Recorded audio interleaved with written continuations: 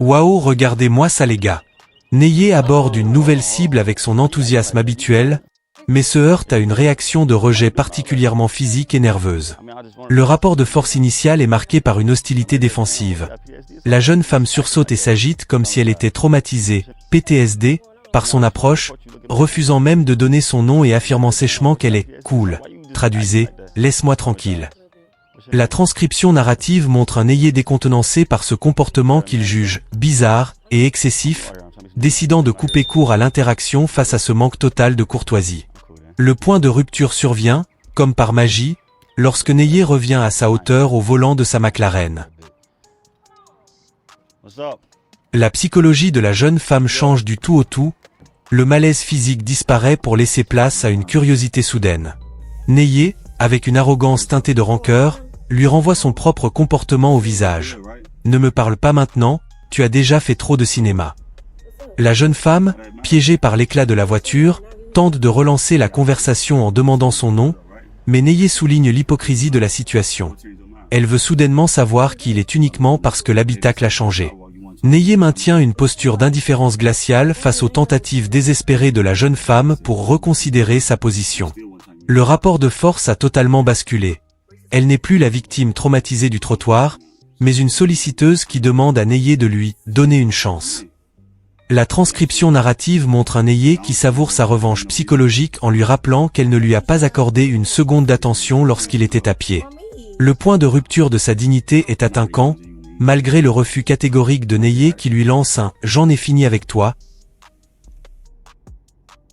elle revient une troisième fois vers la voiture alors qu'il s'apprête à partir. La psychologie de la jeune femme se dévoile comme celle d'une opportuniste prête à ignorer son propre malaise initial dès que l'enjeu devient matériel. L'arrogance de Neye s'exprime par son refus total d'entrer dans son jeu.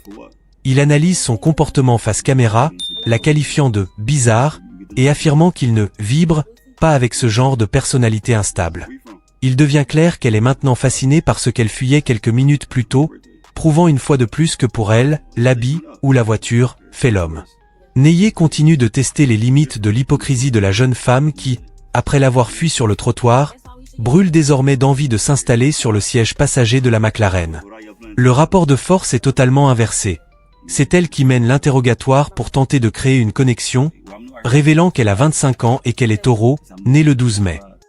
La transcription narrative montre un Neye qui joue le jeu avec une arrogance amusée, la laissant espérer tout en lui rappelant qu'elle ne connaît même pas son nom. Le point de rupture de sa méfiance initiale est définitivement consommé lorsqu'elle se propose comme guide pour lui faire découvrir la ville, suggérant d'aller manger ou de s'amuser. La psychologie de la jeune femme se dévoile comme celle d'une opportuniste qui a totalement oublié son traumatisme du début pour se concentrer sur l'opportunité sociale que représente Neye. Neye souligne qu'elle est différente, une façon polie de dire qu'elle est instable, mais il se laisse tenter par l'idée d'un brunch, l'invitant à définir son type de plaisir. Neye met un terme définitif à cette rencontre après avoir entendu les mots qui, pour lui, sonnent comme une alarme. Je cherche quelqu'un pour prendre soin de moi. Le rapport de force s'effondre instantanément pour la jeune femme. Celle qui fuyait Neye sur le trottoir avoue maintenant, avec une décontraction déconcertante, qu'elle voit en lui un pur investisseur financier. Il refuse de devenir le « pigeon » de service et s'adresse directement à sa communauté pour dénoncer cette mentalité qu'il juge parasitaire. Le point de rupture est atteint lorsque Neye souligne l'ironie suprême. Elle était traumatisée par sa simple présence il y a 5 minutes, mais maintenant qu'elle a vu la McLaren, elle est prête à se laisser prendre en charge. Abonne-toi. Neye aborde Aaron, une jeune femme en robe blanche, avec une approche beaucoup plus fluide et courtoise que lors de ses précédentes rencontres. Le rapport de force initial est équilibré. Aaron se montre ouverte, souriante et engageante, acceptant le compliment sur sa tenue et son tatouage de papillon sans aucune hostilité. La transcription narrative révèle une interaction où le courant passe naturellement. Aaron confie qu'elle est célibataire par choix, j'aime être seule, tout en lançant un jeu de séduction subtil à Neye lorsqu'il lui demande si elle a quelqu'un en vue. J'ai l'œil sur quelqu'un, on est en train de se parler là maintenant. La psychologie d'Aaron se dévoile comme celle d'une femme sûre d'elle et sociable, qui prend le temps de discuter des bons coins de Houston, comme le restaurant Forget Maître Note, sans juger Neye sur son apparence décontractée.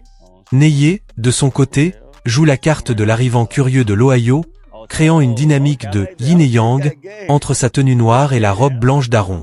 Contrairement aux cibles précédentes, Aaron ne semble pas chercher de validation matérielle immédiate et apprécie simplement la conversation.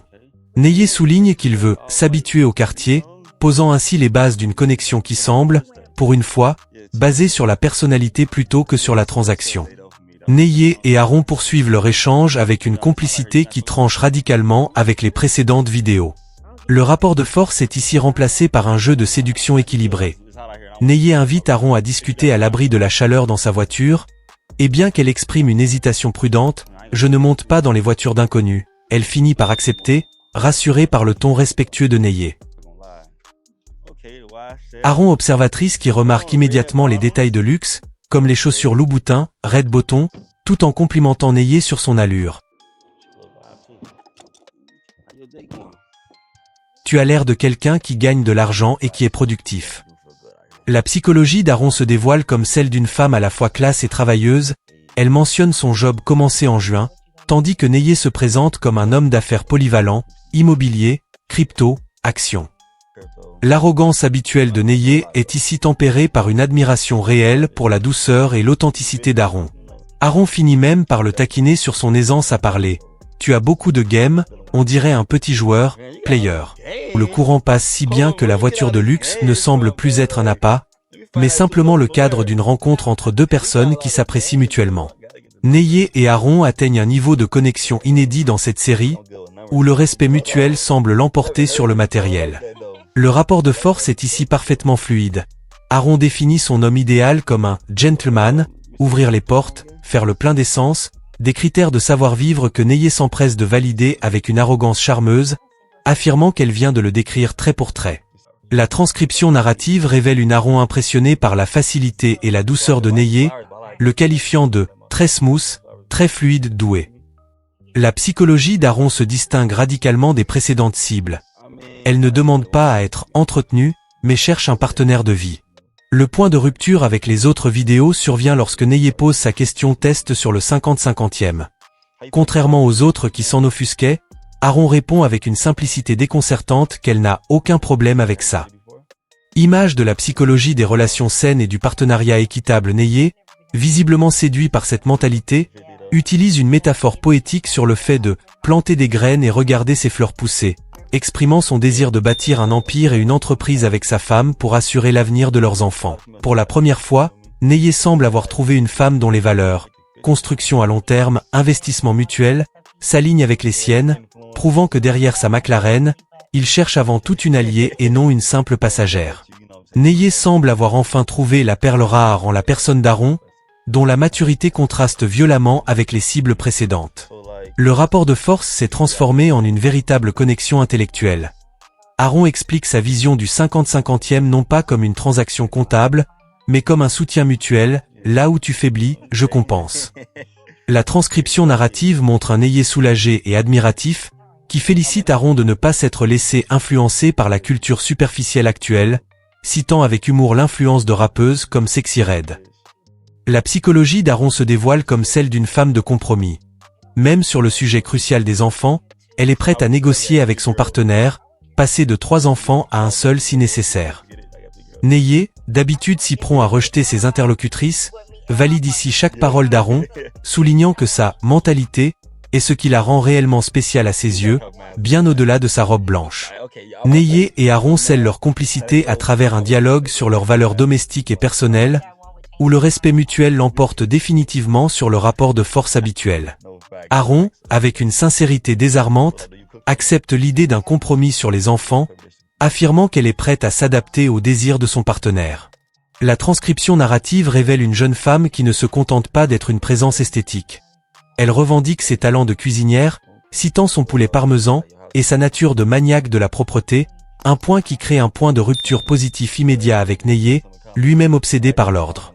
La psychologie d'Aaron se dévoile comme celle d'une femme protectrice et attentionnée, capable de transformer la fin d'une mauvaise journée en un moment de détente par un massage ou un repas préparé. Neye, subjuguée par cet éclat en blanc, tente un ultime test de personnalité en évoquant leur goût en alcool, découvrant une femme qui assume ses préférences basiques comme le lemon drop tout en partageant son goût pour le rosé. L'échange bascule dans le concret lorsque Neyer remarque que le groupe de discussion de ses amis s'enflamme, et Aaron, loin de l'exclure, l'invite naturellement à les rejoindre. Il lui avoue froidement que c'était son test numéro 1 et qu'elle l'a passé avec brio, soulignant que la majorité des femmes qu'il rencontre attendent que l'homme paie tout sans même essayer de contribuer. Neyer, pour une fois sincèrement séduit par une mentalité qui ne cherche pas à l'exploiter, accepte de conduire avec modération, transformant cette rencontre de rue en un début de relation prometteur basé sur le compromis et le respect des standards de chacun. Abonne-toi.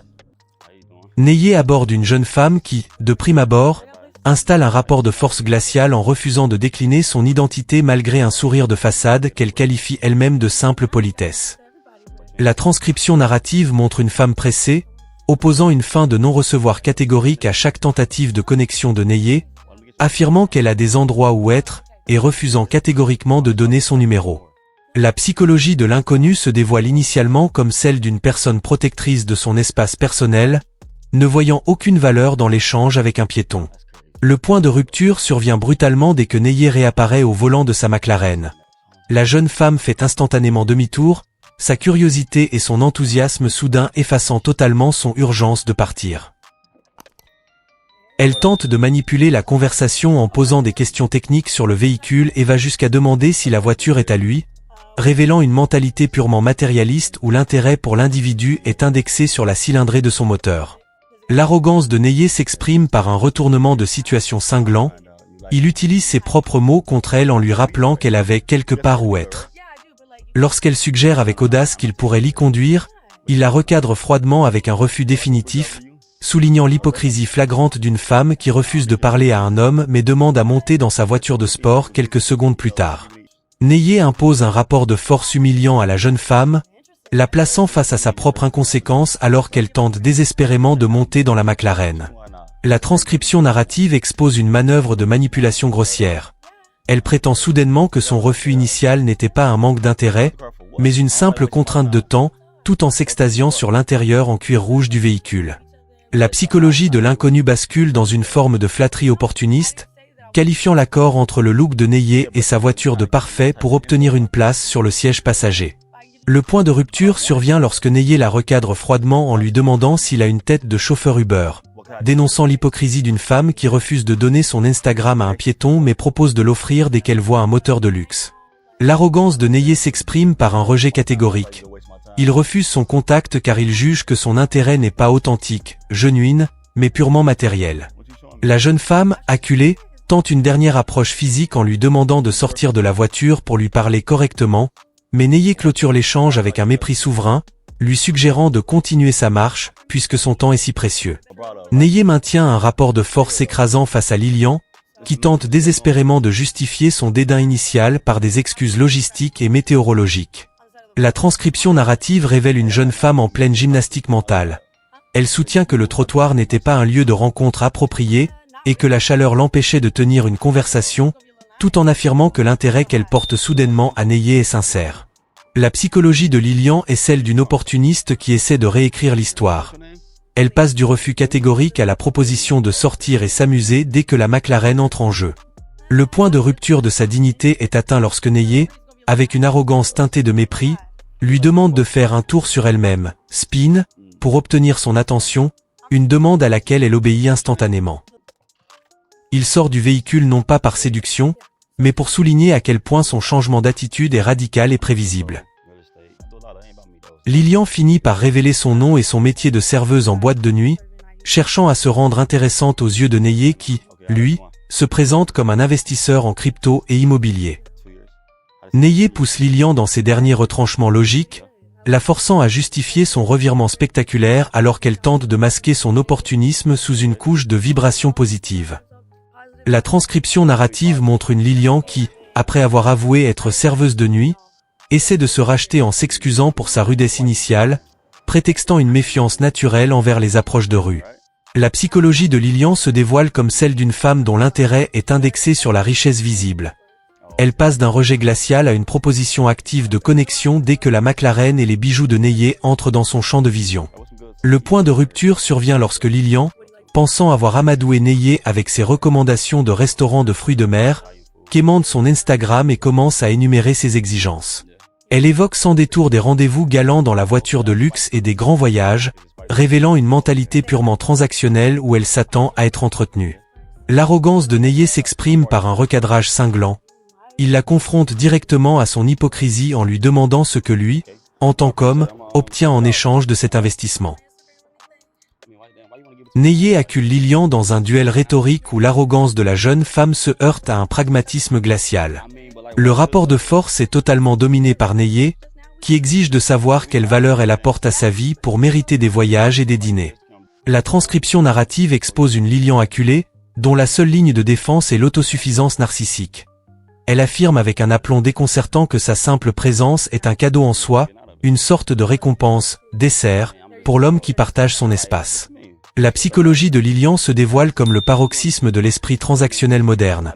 Elle admet sans gêne être revenue vers lui uniquement après avoir vu la voiture, chef esquisse, tout en prétendant que sa personnalité est une denrée rare que les autres femmes ne possèdent pas. Le point de rupture survient lorsque Neyé démonte cette illusion de supériorité en lui rappelant que n'importe quelle femme peut offrir de la présence ou de la personnalité. L'arrogance de Neyé atteint son sommet lorsqu'il rejette ses arguments comme étant vides de substance, la forçant à admettre qu'elle n'a rien de concret à offrir à part son image. Incapable de définir sa propre valeur au-delà de son physique et de son vibe, réalise que pour Neyé, elle n'est qu'une ombre de plus dans les rues de Houston, indigne de l'investissement qu'elle réclame si fièrement. Neyé achève cette confrontation en réduisant Lilian à sa propre vacuité, dans un rapport de force où le mépris devient l'arme ultime contre l'opportunisme. Lilian, acculée par le refus de Neyé de financer son train de vie, ongles, voyage aux îles turquécaïques, tente de vendre sa présence comme une denrée de luxe, mais elle se heurte à une fin de non-recevoir glaciale. La transcription narrative montre un Neyé qui démonte méthodiquement son discours. Il lui rappelle qu'elle n'est pas sa femme, et qu'elle n'a donc aucun droit à de tels privilèges. La psychologie de Lilian bascule dans le pathétique lorsqu'elle refuse de partir, malgré le congé que Neyé lui a donné, affirmant qu'elle pourrait devenir sa femme, tout en étant incapable de justifier sa valeur ajoutée. Le point de rupture de sa dignité est atteint quand Neyé, pour la seconde fois, l'humilie en lui ordonnant de refaire un tour sur elle-même lentement pour la caméra, une demande dégradante à laquelle elle se soumet dans l'espoir désespéré de rester dans les bonnes grâces du propriétaire de la McLaren. La séquence se termine sur le constat cinglant de Neyé face caméra.